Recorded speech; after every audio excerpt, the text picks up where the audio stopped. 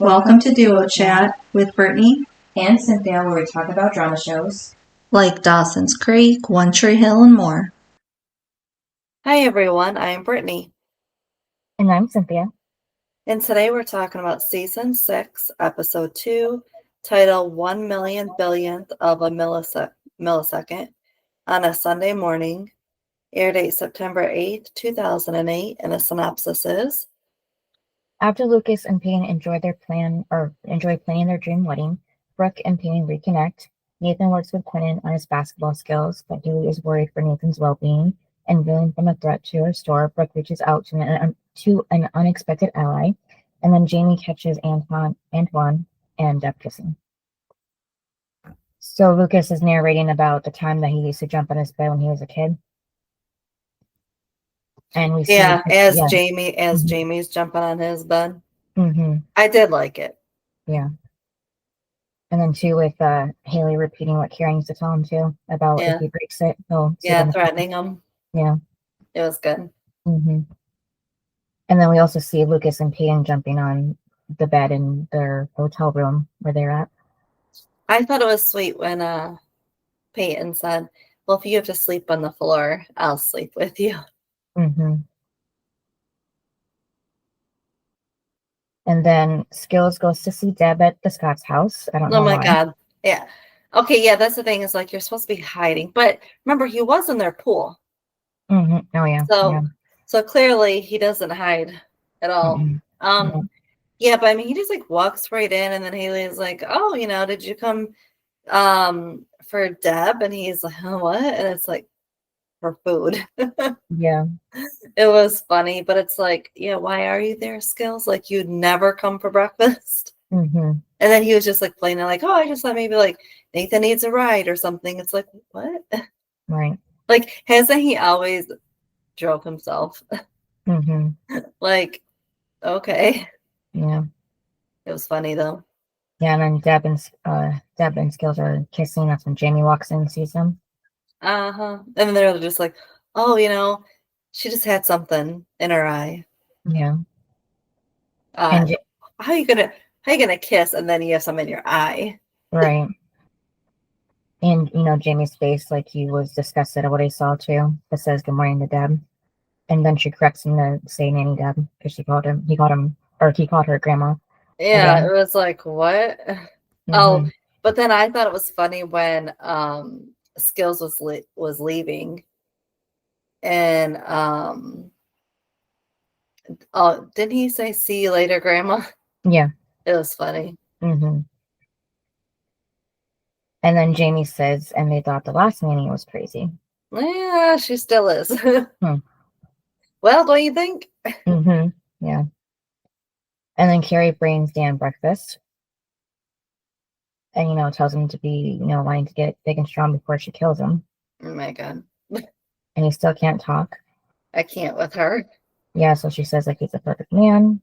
And if he was, like, younger and better looking, at least. And then, like, she puts the towel on his chest like a bib and then tries to feed him oatmeal with live insects and I think even dead ones, too, in it. That's gross. Mm-hmm. And then Deb's driving Jamie. And then he's, like, asking, like, do people kiss all the time? And she's like, and she's like, what are you talking about? Like, who was kissing? And he was saying, like, you were kissing Uncle Skills. She's like, no, we weren't. I was like, oh my God. And that's when she said that, she had something in her eye. And it was like, whatever. Mm-hmm. And then she's just like, I was not kissing Uncle Skills. And then it was funny because she said, like, he is your parents' age and Uncle Lucas's best friend. And it wouldn't be right. And Jamie goes, I think it'd be cool. And she's like, what? And he goes, Grandpa Skills. It was hilarious. Mm-hmm. And when she said about getting something out of her eye, he said, like, with his mouth, like using his mouth to get it out. That was funny too. And then the Ravens are practicing. And, they're not doing well. So Nathan says he'll give it a shot to show them. And then he says that he's the new shooting guard for now, practice. And then they start breaking up in two teams when Haley gets there.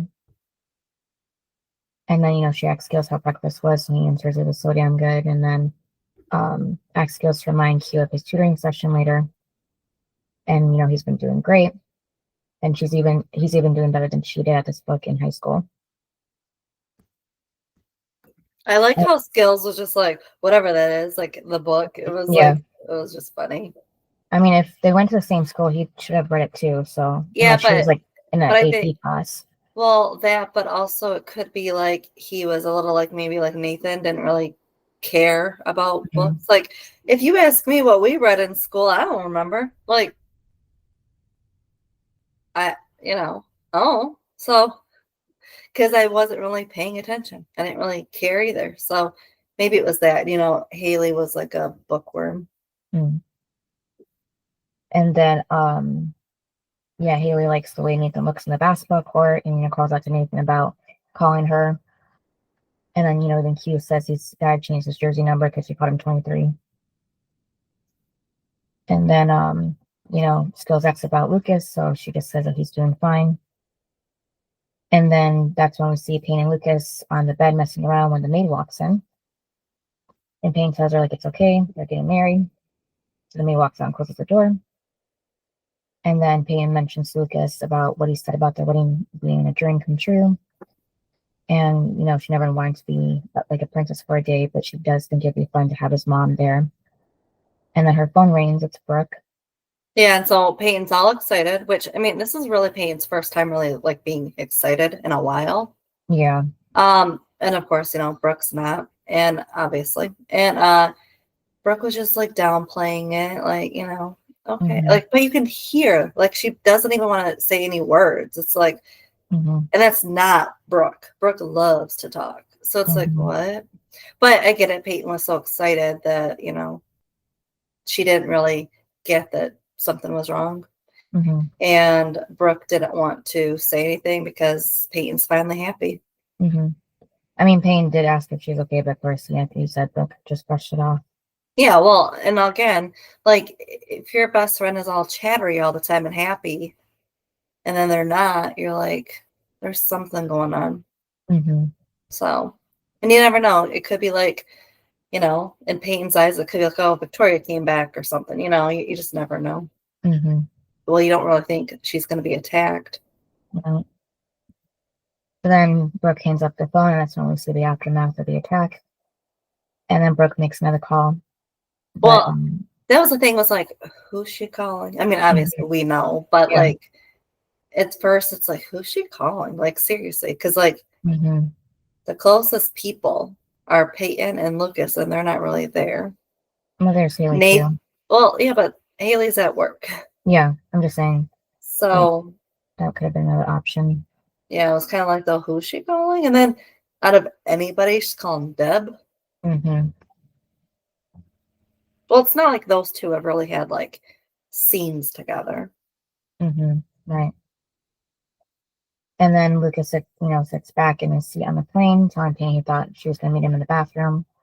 So she says she chickened out, and he'll have to join the Mile High Club on his own. And then he jokes about saying he just did, and it says kidding. Oh, by the way, I did like when Nathan was on the court and Haley said he looks damn good and stuff. And then she said, hey, 23, call me. And then I liked when Q was like, I got to change my number. Yeah, I actually mentioned that too when we were talking about the scene. It was funny. Yeah. And then, so now Lucas and Peyton actually get to the conversation of planning their wedding. Because before they were, just doing it on a whim, and now they're actually thinking about it, planning it. Well, and I liked when she said, like, let's just find a venue and then pick a date. And then he mentions about them moving in. Well, obviously, like, if he was living with Lindsay, of course he's going to live with Peyton. Right. And then, because I feel like that's the next best step than getting married right now. And then, but she says she wants to spend another night with Brooke at least. And, she sat on the phone and she's going to miss her. Which is a little stupid just because, like, they live close by. Right, yeah, but she just, like, wanted to have, like, one final night to close that chapter.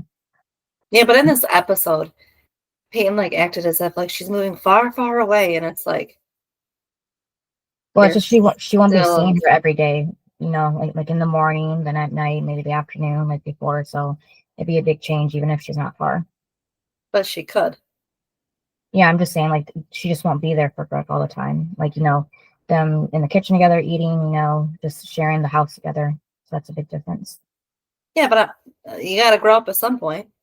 I know, it's just, you know. And this is what she wanted. She wanted Lucas. So, like, you got to deal with that. The fact that you move on.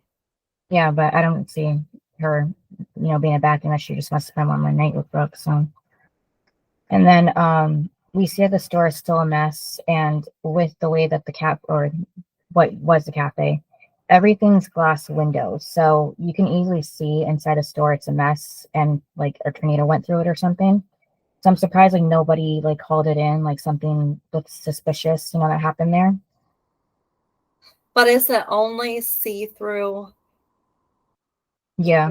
Like, no, it's only like see-through, like you can only see it on the inside, like you can see out, but they can't really see in because there are those windows.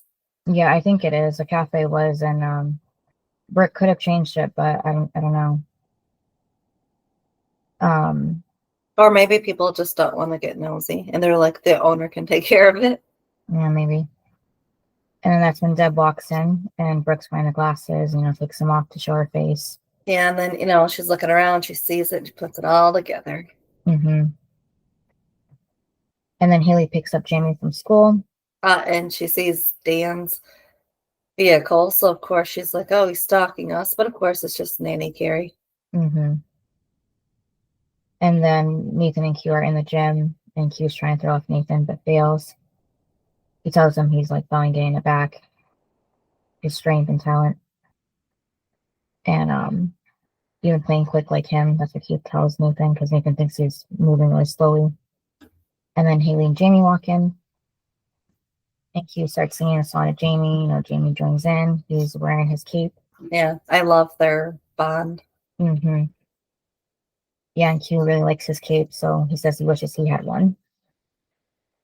And then Haley tells Dan, or Nathan, that Dan was at Jamie's school again.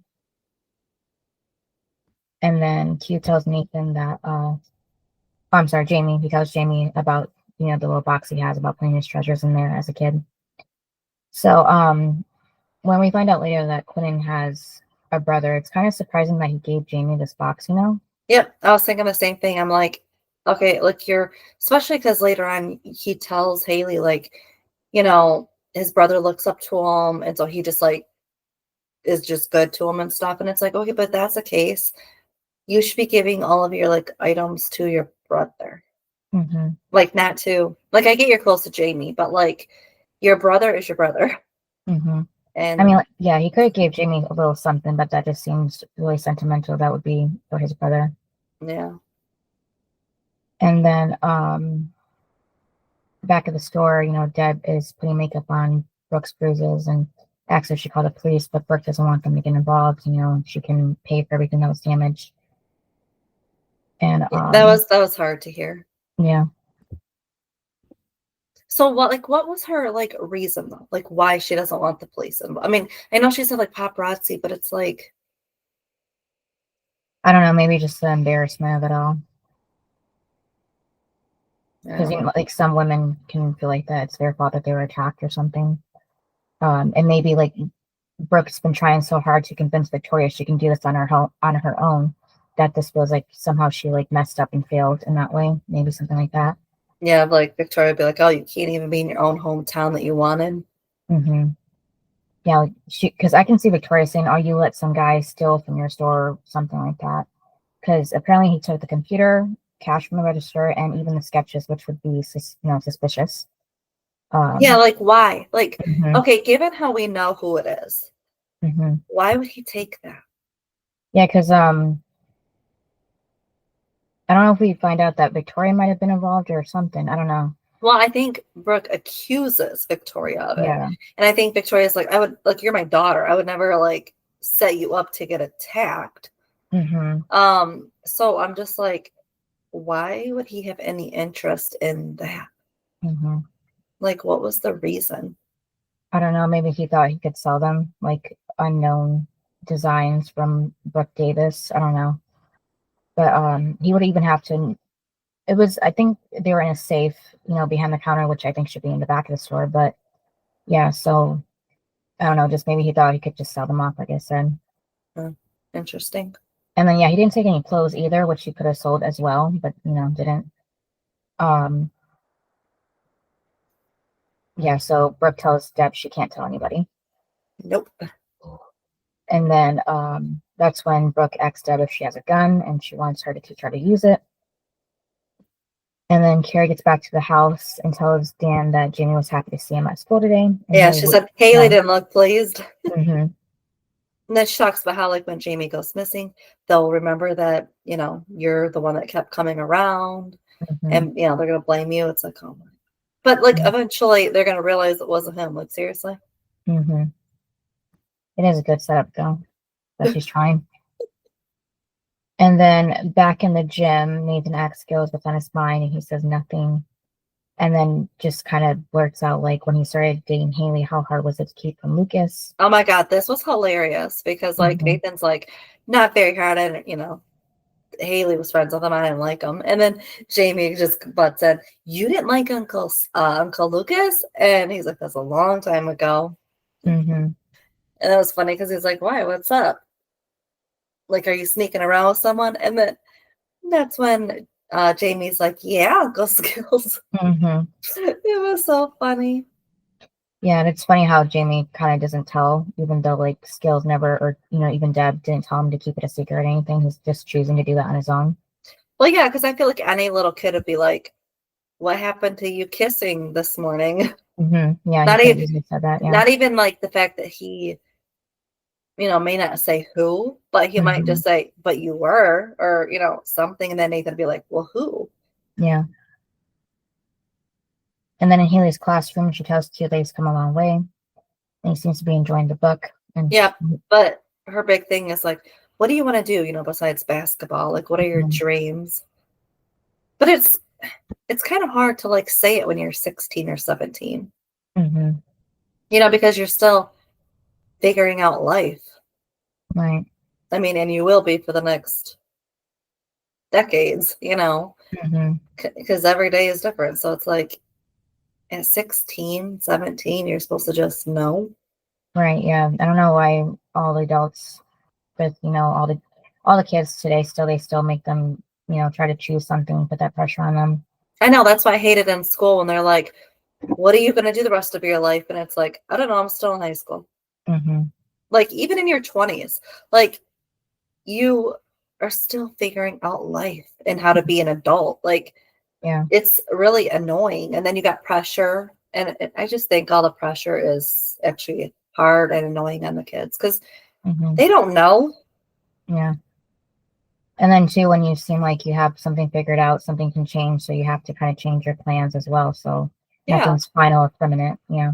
Well, and then you hear, like, all the time about how, like, the college kids, they went for this, but now they're doing something totally different. And it's like, again, just because that was your plan doesn't mean that's where you're going to end up. Right. So that's why I always hated it in school. Like, what's your 5-year plan? What's your 10-year plan? I don't even know what I'm doing tomorrow. So I don't know. Yeah. That's how, like, I always wanted to say it, but you can't because, you would get, like, graded down. Or they would think like you were a loser when you're not. You're just a regular person trying to figure out life. Which, again, like, coming how, like, Q only wanted basketball, didn't care about school. Like, he's maturing and becoming a different person, a better person. And it's like, he's still figuring that out. And now you want him to, like, tell you his, like, plan for life. Like, he's just trying to get through this class. Right. Like, for Q, it's like, what? Like, that's why he's like, I don't know, like, maybe, get married and have kids. And she's like, you want kids? It's like, oh my God, Haley. Like, it's a little annoying because it's kind of like he just told you. Yeah. And then you're like, oh, you like kids? It's like, why can't you just, like, be happy the fact that that's what he just said? Like, why do you have to, like, ask more questions about it? I think she's just trying to, like, make him think about it more and get excited about it, the possibility at least. Well, I think he was. I Mhm. don't think it was her input like that was really needed. I didn't mind it, but and then of course with her, she was a mom by that age anyway, so it's not surprising she was, into the conversation. And then so he even got like an A+ in his last report. And it's funny because he asks if this means he can stop reading the book, and she says no. And then back at the house, Jamie's walking Nathan's back when Haley gets home. And she makes a joke that she wouldn't let Jamie jump on the bed, so he's, hopping up the pop. And Jamie says she should try, and she does with her heel, joking around, stepping on Nathan's neck. And then Haley asks where Deb is, and Nathan says he doesn't have any idea. And that's when we see Deb goes to see Skills at his apartment.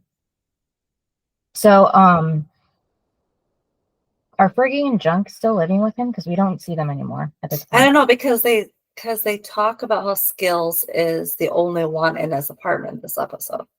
Yeah, so that's why I was wondering. So they must have. Or... Yeah, so they must have moved out, which is weird because Mouth obviously moved. So yeah, it's not really talked about, or maybe they went on vacation or something. I don't know. Yeah, because with Mouth leaving, he could have said, like, I'm sorry to leave you alone, Skills, now that Fergie and Junk, moved already or something like that, like a month ago or something. Yeah, I mean, or maybe they just went out of town. I don't know. Mm-hmm.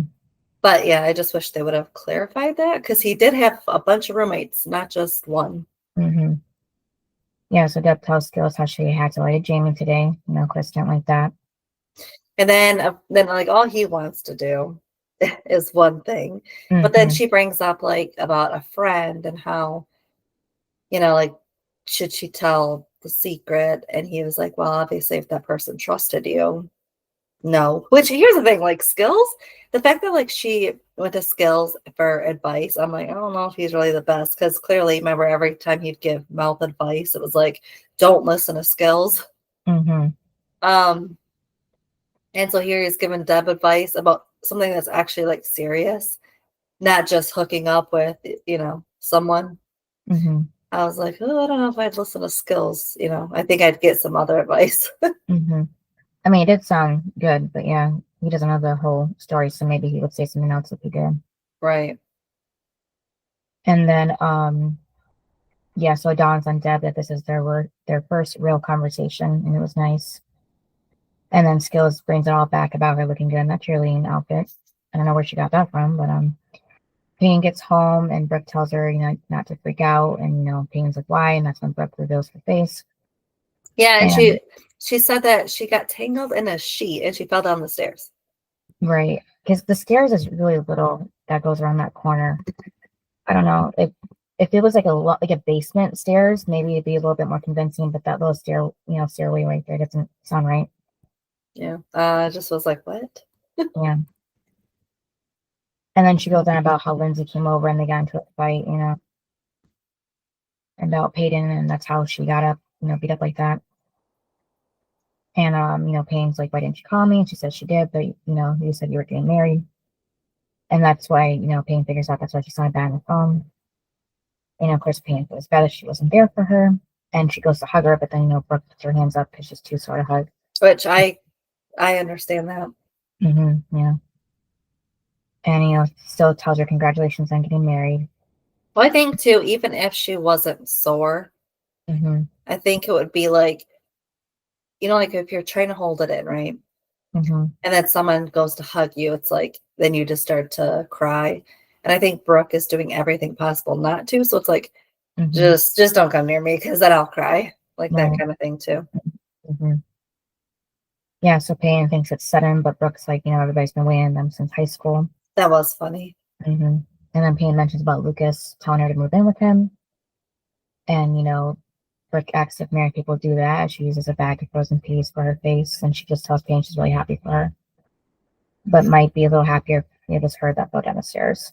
Which I thought was rude. Yeah, and they're always talking about how skinny Payne is, too, even still. Yeah, but, like, it was just crazy because it's like that's her cover up, but like she really got attacked, and the fact that she's like, I wish it was you, it's like like even the joke is not even funny. Yeah. Yeah, so they just say that they're miss living together. And then Haley's playing piano at home when she hears Jamie, change the lyrics of the song about him. Yeah, it was cute. And then Mhm. and then he said that he wants to make a cake for Q, and she agrees. And then Lucas walks in. Yeah. It was funny when he picked him up because he's like, oh, he's getting heavy. Mhm. And then that's when Jamie's like, did you know that Daddy didn't like you? Mhm. It was funny because he's like, oh, kid's got my back. I like that part. Yeah, Lucas acted like that was news to him. That was cute.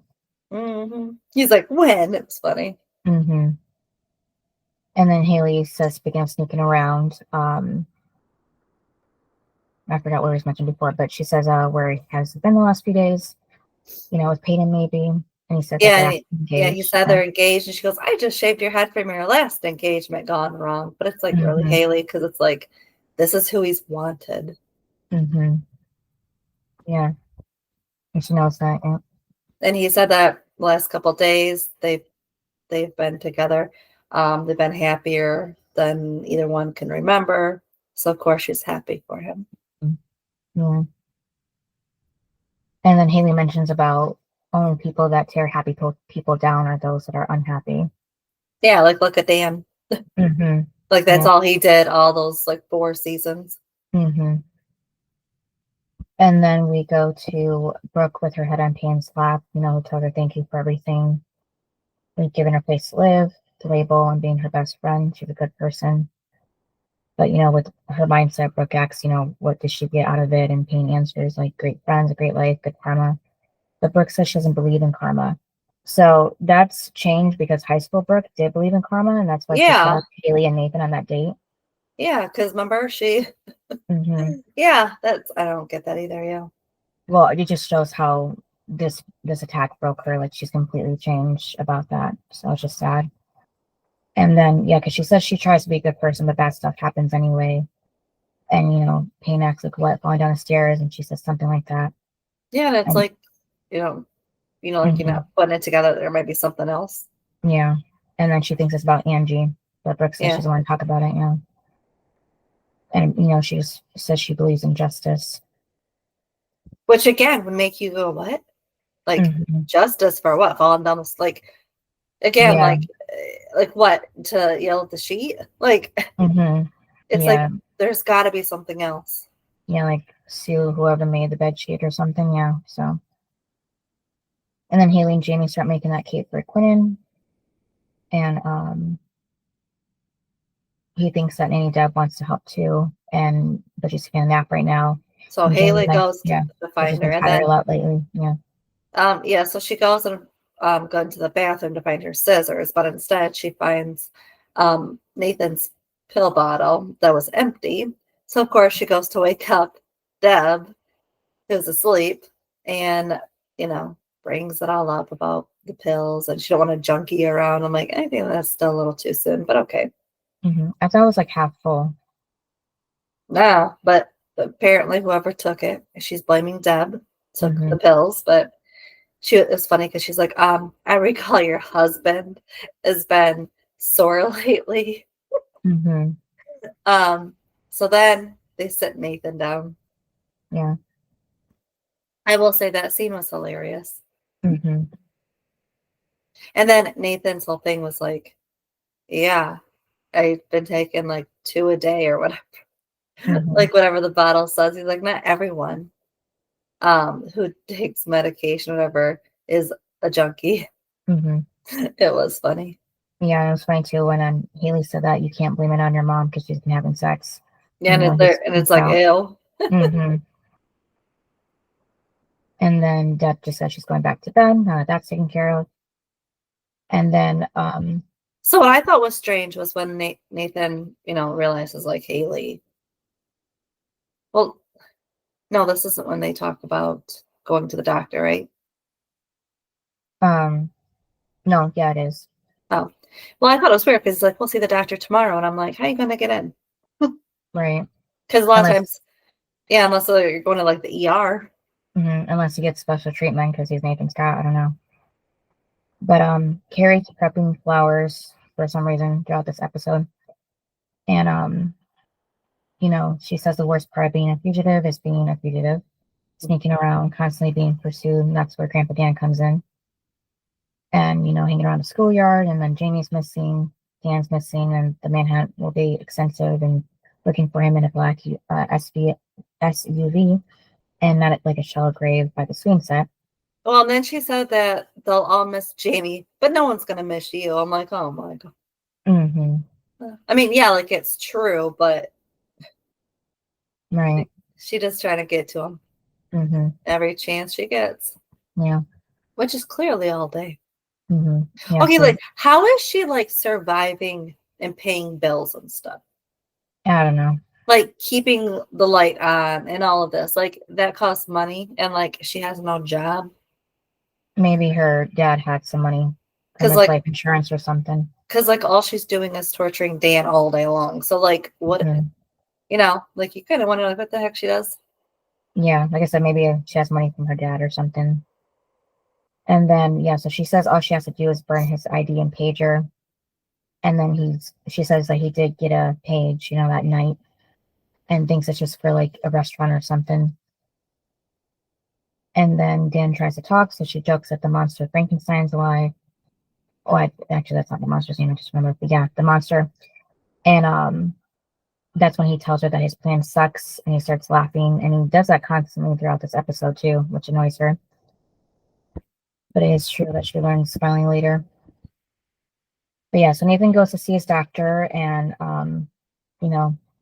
telling him he can't handle the pace that he did before his accident. And but he can have a career if he's smart about it. So but he could be paralyzed. Yeah, so that scares Haley, yeah. Okay, like that's the thing is like that'd be like the end. Like yeah, be in the wheelchair for good, yeah. Yeah, it's like you got out of it. That was it's like 1 in a million, and then you go and here you could do it again. Like no. Yeah. And then Lucas is at the house, packing up Payne's things. So Jamie acts like she's moving out. So he answers that she's gonna move in with him. And he said, it was funny because it's like, what happened to Lindsay? And then Lucas was just like, that's long story. And then it was funny because he's like, Jamie goes, were you ever in love with Mama? And he's like, what do you mean and stuff? And he said, no, they're just friends. And it was funny because he goes, like, what about Aunt Brooke? And he goes, long story. It's like, oh my God. Like he could have just said, yeah. Yeah. So he just sees that his uncle is like going from girl to girl. That's why he's curious. And then, he gives Jamie a box to move to make himself useful now and not ask any more questions, basically. Yeah, like be quiet. But he does ask when he does get married, does he have to be the ring bearer again because it didn't go well last time? And Lucas is just like, no, I mean, not if you don't want to. Yeah. Is he though? Or no? I don't think he is. No, I don't think he is. I don't know. I just remember Skills had him on a leash. Yeah, I don't think they have like a flower girl either. Like they just skipped that part. But yeah. So Dan's telling Carrie again that her plan sucks, and Carrie complains that the guy that can finally speak it is talking to the parrot. And then this is when it gets weird because like they start basically like teasing each other like sexually. And she tells him like she'll play this game, calling him a parrot, and why does your plan suck? And he says a pager, there's a number on it. Call to find out what it's about. And she's just angry and says it doesn't suck and just walks away. And then at the river court, Nathan finds out that Lucas and Payne are getting married. He then asks Haley if the doctor scared her, and she said, not until he said paralysis. And when she was watching him with the team yesterday, he looked so happy doing something he was born to do. And she asks if he still loves her, and he says he does. And he could probably slow down and try to play differently. And she says he can't decide who he is, and that's what she loves about him. And then she mentions the first time she saw him playing when she was tutoring him. He was like a rock star. And he says he remembers her singing with Keith and wore that goofy hat. He remembers that he scored 35 points that night. Yeah, and it was weird because he said it was like his own personal version of Haley James pickup line. I'm like, what? I don't know, like, I guess try to impress her with every shot he was making, I guess. And I don't feel like he was. I think he was just playing basketball. I didn't know. Like, he was, like, had his attention on her that much. Like, I get that he, was happy that she was there, but it was also to mess with Lucas. Like, look, she's here for me. Like, he's kind of rewriting it. Yeah, like everything now is like rewritten to, it was all about Haley. It's like, no, actually in season 1, it was like about basketball. Maybe after that it would have been, but like the first few games were definitely about basketball. Yeah, because he says that he even played that game for her. Yeah, like what? But he'd give it up because he loves, being a husband and father more. Which is exactly what you want your spouse to say. And then Lucas is carrying some Peyton stuff out of the bedroom at Brooke's house with Jamie falling behind. And, basically Peyton said that Brooke isn't there. She was gone that morning. Okay, this is weird to me. Yeah, that she's actually there when they say that she's not. Yeah, like, okay, did you not check? Like, okay, if you're roommates with somebody, you're going to check their bedroom and be like, hey, are you in here? And right before you leave, And like, if the door is locked, then clearly she's in there. Yeah, I thought maybe that was weird. Yeah, I thought maybe Peyton was lying to Lucas just so Brooke could have her privacy. Like, she didn't want to be seen, which would be understandable. And especially Jamie being there too. Like, he can't see that. So yeah, but I just felt like she was really playing it as if she didn't know, and it was kind of irritating. And then, but again, then she's like all like, "Oh, we're never gonna see each other." It's like, what? Like, you can see each other later on. Like, that's what was annoying, was like the extra, like, oh, it's like, because she's like, I didn't get to say goodbye. It's like, what? Like, you're not moving across the country. Like, mouth, you're just probably going down the road. That's what was irritating. Yeah, she just like wanted to say that final goodbye to that era. But yeah, it just kind of like she just wasn't ready to move at all. So, but also, like, they both own their own businesses. They can see each other whenever they want. And then Carrie is anxious while holding the pager, and she yells at Dan to stop smiling, and he tells her to call the number. So she's tired of hearing him say that, so she does call the number. And then and then she says wrong number when she finds out what it is. Yeah. And Dan starts laughing. She tells him to shut up again, throws the pager against the door, breaking it. So do you think Dan memorized that number? Because I wouldn't be smiling after that, because then he wouldn't be able to get anything, like no heart at all, if he doesn't know that number. I don't know. Probably. And I think probably because he was so, like, that was his main goal, that he probably did. Yeah. And hopefully he won't get in trouble with the pager being destroyed. And then back at Brooke's house, she looks into Payne's empty room, and then Deb shows up, and saying that she was in the neighborhood and thought she might want to have a girls' night. Yeah, Brooke's like, no, thank you. Yeah. So after talking with Skills, like, about how Brooke came to her because she figured she could relate, understand. So Deb says, she's lived a lot of years feeling powerless and alone, and she's pissed off, medicated, and scared to death. But that's not going to happen to her if she, can't help it. So she's still get dressed. Yeah. So this pairing is really odd because they've never had scenes. They don't really need to have like a relationship, like strong relationship. So it's a little weird. The only time they've been in a scene together was when everybody was there, basically, for something. Yeah, I mean, all their scenes are usually when everybody's together.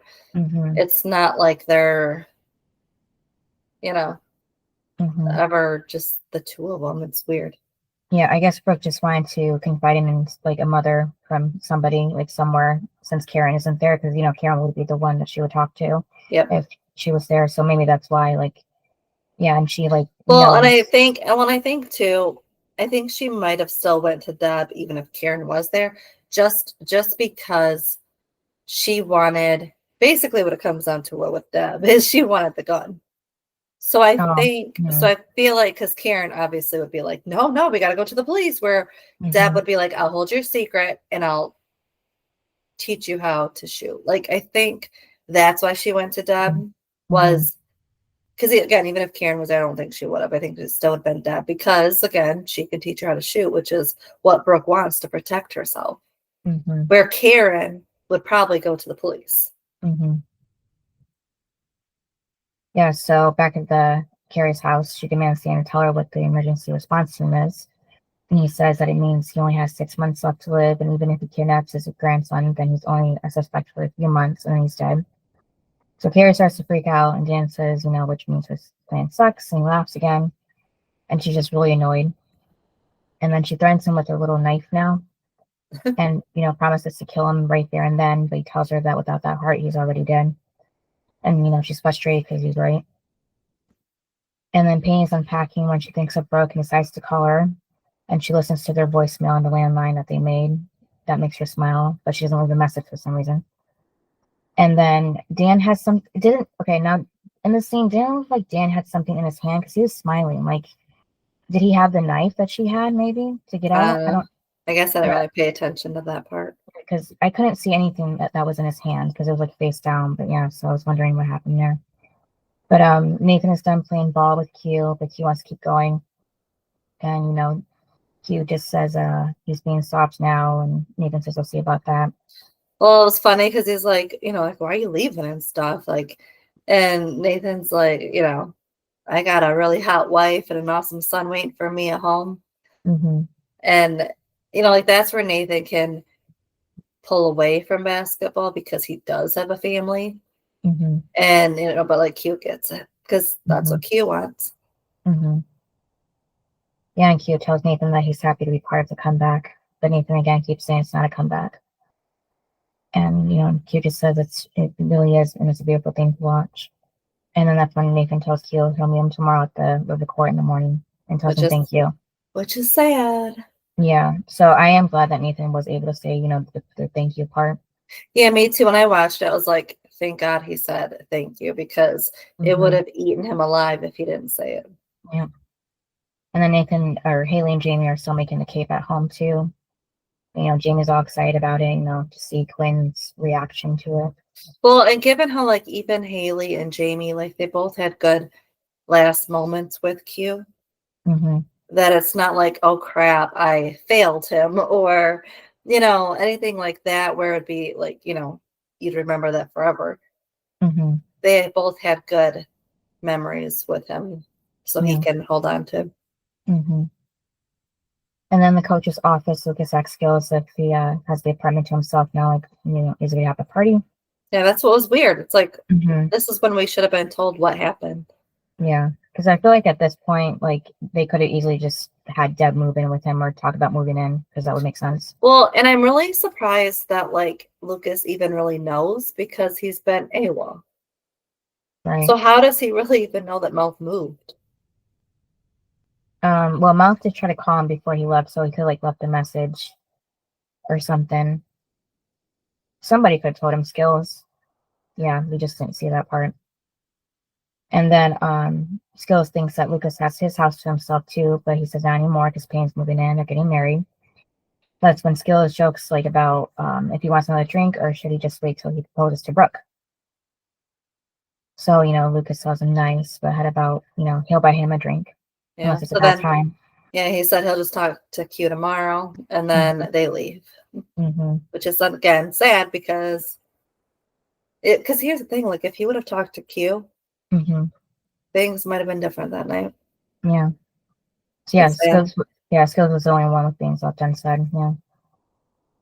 And then that's when Q walks into the gas station that was just robbed by gunpoint by Xavier, who killed the cashier. And Q finds this out because he sees the body in the back, and since he's a witness to this crime, Xavier shoots him. Okay, so do you think that if Q did not see the body, that he would have let him go?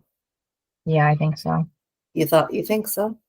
Yeah, I mean, it was hard for him not to, but yeah, because he could just walk out and not know anything. So, I don't know. Because I feel like he still might have. Yeah, but the thing he says right before pulling the trigger, like, have a nice night, that comes back later that we know. Yeah. And then when we hear him pull the trigger, that's when we segue to Brooke also shooting a gun with Deb at the gun range. Well, yeah, and then Lucas gets a call, which I was actually surprised all happened in like one. It was like the last night, right? Like, yeah. I'm surprised it wasn't like the next morning or the next episode we get Lucas waking up to this phone call. Yeah, but no, it's in this episode that it's like what? Like, I'm surprised they didn't do a cliffhanger for the next episode. Yeah, I forgot that was there at the last second, so I almost turned off the episode. But I kept it playing, so that's why I remembered. Oh yeah, he got the call that night. Yeah, I'm just So. surprised it wasn't the opener. Mm-hmm. And that's when he finds out that Quentin Fields was shot tonight. Mm-hmm. And he's dead. Yeah, that's what he tells Payne. Yeah. But like, who called him? The police maybe. But why? Yeah, I don't know. Again, they don't explain. Because he has a mom. Mm-hmm. And the mom never talked to Lucas that we know of. Right. So it's not like, okay, we got to call the coach. Mm-hmm. So that was odd to me. Like, his emergency would probably be his mom, not Lucas. Yeah, I don't know. Because even on the like coach's side, he's not close to Lucas. He's close to Nathan. So if anybody that would have gotten the call that he is gone, it would have been Nathan. Yeah. Unless it was Nathan calling him to tell him. No, because he finds out from Haley. After. Oh yeah, because he's on the court. Yeah, so yeah, it just doesn't make any sense. Yeah, it just doesn't make any sense that it'd be Lucas, because again, if it's going to be an emergency contact that's a coach, it's going to be like Nathan, not Lucas. Yeah, well, Nathan. And isn't Lucas suspended? Yeah. So why is he even getting the call? I don't know, but Nathan's not really an official coach either. It's just Skills and Lucas, right? So he still wouldn't be notified. Well, but if he's like an emergency contact, he would be. Maybe. I don't know. Because I feel like school-wise, when they just tell the principal, and then the principal would tell everybody. Probably, but superintendent, somebody.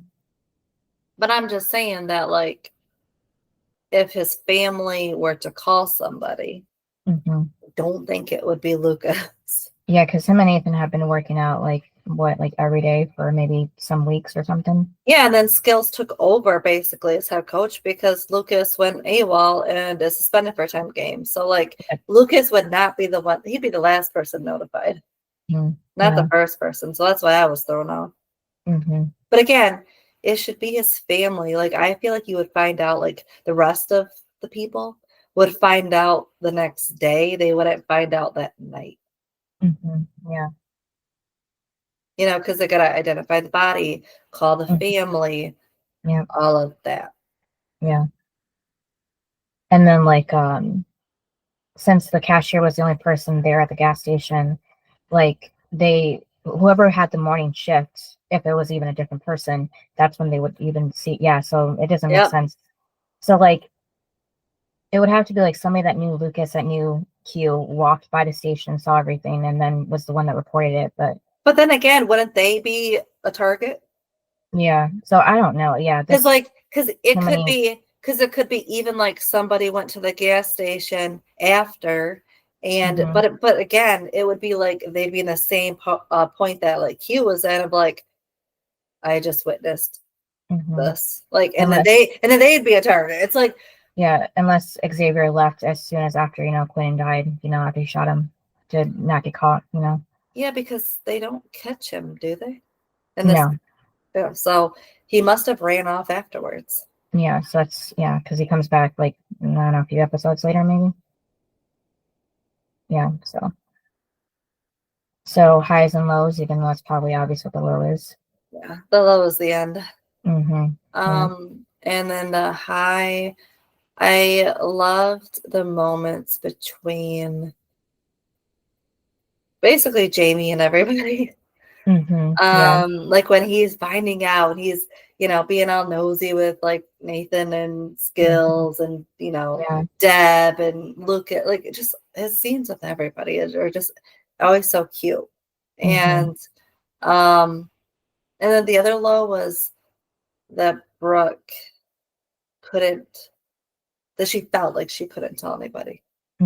Like she was alone in this. Like, I guess she had Deb, but to not have your friends and to lie to your roommate, like,